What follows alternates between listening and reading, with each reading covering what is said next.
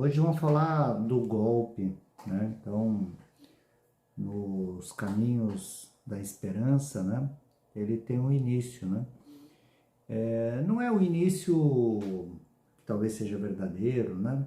Mas é o início que marca, é um dos capítulos, né? Então, a gente começa de um ponto de partida e o capítulo inicial, acho que dessa nossa saga aqui, desses caminhos, né?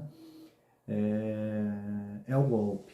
E o golpe contra Dilma não foi um golpe só contra ela, uma mulher honrada, né, honesta, né, e que fazia um governo que tentava trazer educação a todos, né. Eu acho que esse é um ponto importante, né. O maior, o que levou o golpe a Dilma foi educação, foi destinar 75% dos royalties do petróleo, tá, para a educação. Eu acho que esse é o motivo que leva o golpe contra Dilma.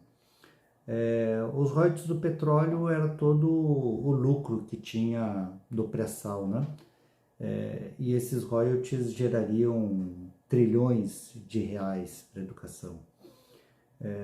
O governo da Dilma sempre falava que o lema do governo da Dilma era pátria educadora. É uma mulher que tinha muito claro do poder da educação.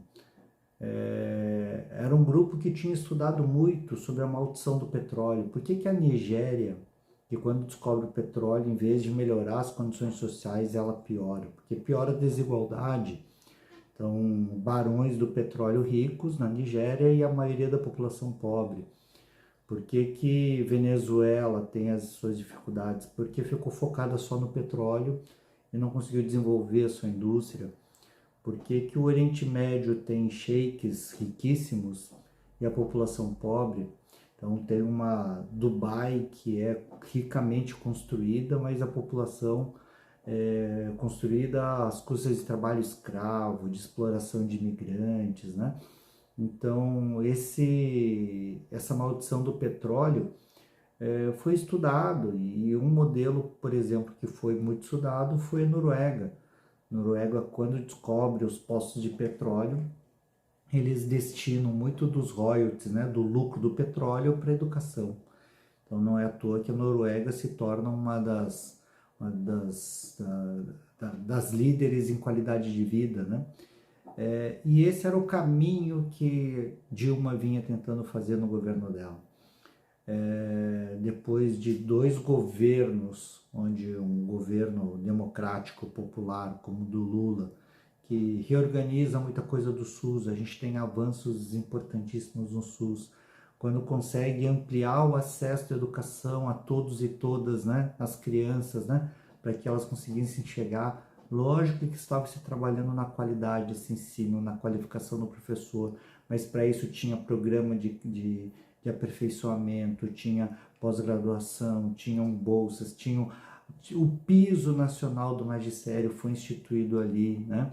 Então, quando a gente começa a se pensar de uma forma diferente, o governo Dilma vem e vinha praticamente para 2019 começar a usufruir dos lucros do pré-sal para a educação. E a partir do momento que Dilma conseguisse colocar isso em prática, nenhum município, nenhum político mais das cidades iriam deixar de apoiar essa política da divisão dos royalties da Petrobras. Porque inundaria os municípios pequenos de dinheiro para a educação e faria uma grande revolução. Nenhum pai, nenhuma família ia mais permitir que a gente voltasse um passo atrás com isso. Para isso vem o golpe. Para encerrar isso de uma vez, antes que pudesse vir um novo mandato. Porque para mim estava muito claro que, com todo o desgaste que fizeram aos governos democráticos, com o mensalão, tá? Com a questão da Lava Jato, e com todo o desgaste que o governo Dilma tinha no primeiro, o segundo governo seria difícil, estava sendo difícil, e a chance de vir um governo de direita, neoliberal, pós-Dilma, seria muito grande. Esse risco era concreto, tanto que o Aécio, por isso daqui, não ganha dela. Mas por que eles se adiantaram no golpe? Porque precisava evitar que os royalties do petróleo viessem para a educação. Eu tenho isso bem claro, com uma tristeza muito grande, de entender que esse modelo de partilha queria devolver a riqueza que a gente tirava do fundo do mar fosse dividida com o povo, através da educação. Eu acho que esse é o ponto principal, um dos pilares principais do golpe. É petróleo, é dinheiro e é o lucro. Hoje esse lucro o lucro está com as petroleiras. As petroleiras que arremataram os campos de pré-sal por troco de pinga, por quase nada, estão ficando com todo o lucro que era para a educação. Eu acho que esse é um ponto que, para mim, eu não tenho dúvida de que é o motivo do golpe.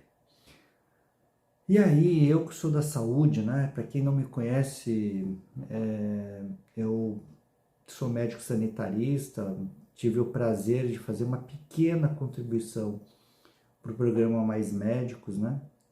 E eu vejo também que na saúde a gente tinha também um dos programas mais desafiadores, mais impactantes na saúde. Desafiadores porque a gente tinha que confrontar uma classe que detém um poder, que detém uma aura na sociedade de pessoas que são de sucesso, que são ricas, são bem-de-vidas e que são pessoas corretas, são os médicos. E lá eles se mostraram completamente diferentes disso. Quando os mais médicos vêm com médicos cubanos, com grandes irmãos caribenhos, né, da grande América Latina. Eu lembro numa cena no aeroporto de Pernambuco, de um médico cubano sendo hostilizado, com uma médica brasileira imitando macacos, tá? Porque a maioria dos cubanos são negros, né? E ela fala que era um absurdo o povo brasileiro ser atendido por uma mulher que parecia empregada doméstica. É de uma coisa tão baixa, tão vil que essa mulher. Ela, para quem não se lembra, é a Capitã Cloroquina, que depois participou do governo Bolsonaro, fez propaganda para cloroquina, né? Mas ela faz essa declaração nojenta. Mas isso é um reflexo, porque o Mais Médicos enfrentava esse poder médico, tá? Mas ele era desafiador também, ele era impactante porque ele levava médicos aonde já não tinha médicos há muito tempo, com a população que mais precisava, nas periferias das grandes cidades, naqueles bairros mais difíceis, né? Muitas vezes o médico brasileiro não quer ir trabalhar. E naquelas cidades pequenas do interior do Brasil, de inúmeras cidades que às vezes estão sem médicos até hoje, desde que o programa acabou.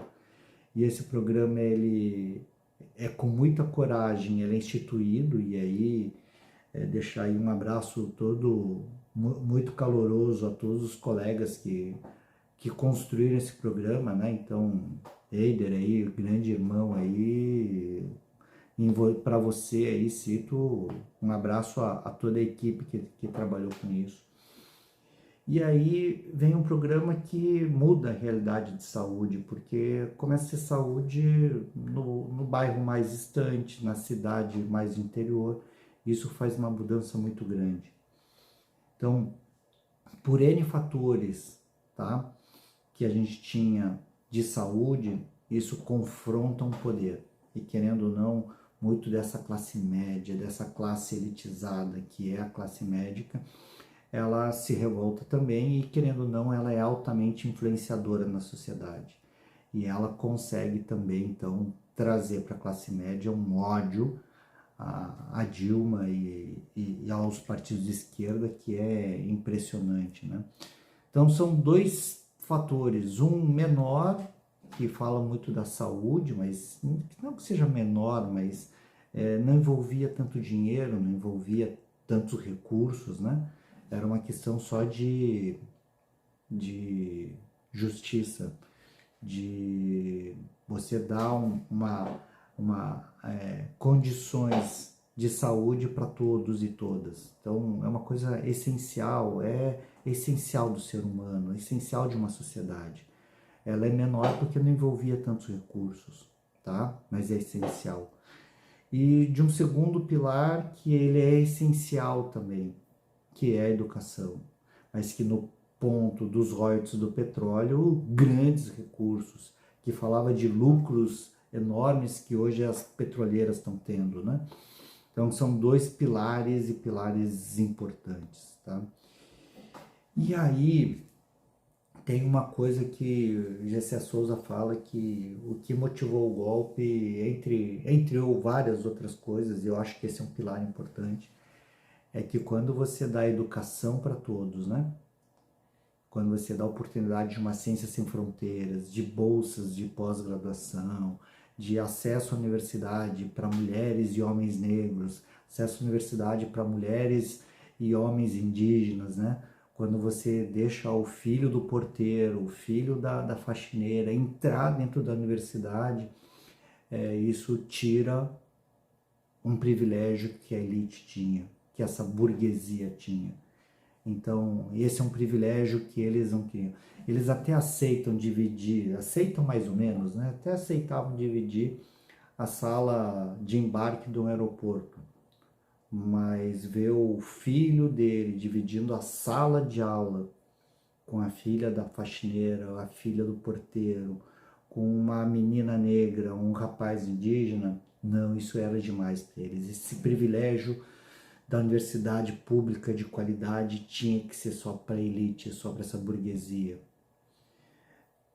Tem um segundo privilégio que eles acham que não deveria ter, porque quando você tem saúde também, você consegue criar melhor os seus filhos, ter uma saúde de mais qualidade, você também começa a deixar de se preocupar com sobrevivência e tu começa também a trabalhar na questão de pensar os direitos, o que eu tenho, o que eu posso e o que eu também almejo. Quando você meramente vive só para sobreviver, com uma questão de baixo salário, tem que correr porque eu não tenho médico, não tenho vacina, não tenho nada, ele também é uma coisa que mexeu muito com eles, mexeu muito nos poderes. Então, a questão do privilégio que a gente estava deixando de ser só para a burguesia e dividindo com todos e todas, todos os homens e mulheres desse país, mexeu demais e motivou o golpe. E esse golpe talvez é um dos capítulos mais tristes da história que eu vivi na minha curta vida de 48 anos, mas que motiva. Então, vou colocar aqui para mim como um dos inícios de capítulo, né? Por isso que esse prólogo dos caminhos da esperança, eu acho que a gente tem que entender o que aconteceu com o Brasil. Então poderia ficar aqui falando de várias outras coisas, né? De emprego e renda, que eu não preciso nem falar, mas eu acho que esse é um dos motivos também importantes. Mas os royalties do petróleo para educação, o acesso à saúde, para mim está bem claro e para mim é um dos motivos que mais me doeram quando a Dilma, né, foi golpeada. Eu sabia que esses eram dois pontos que a gente ia perder muito rapidamente. Então, o golpe veio, machucou, tá? Mas a gente vai levantar, vai reconstruir, e por isso que esses caminhos da esperança vai falar muito disso, dessa reconstrução, desse caminhar, como esse caminho para uma sociedade que a gente tanto lutou décadas e gerações aí atrás, a gente, com indas e vindas, curvas, buracos e solavancos, a gente segue caminhando. Então, esse é um primeiro capítulo aí dos caminhos da esperança, tá bom? Até daqui a pouco, até o próximo capítulo e seguimos.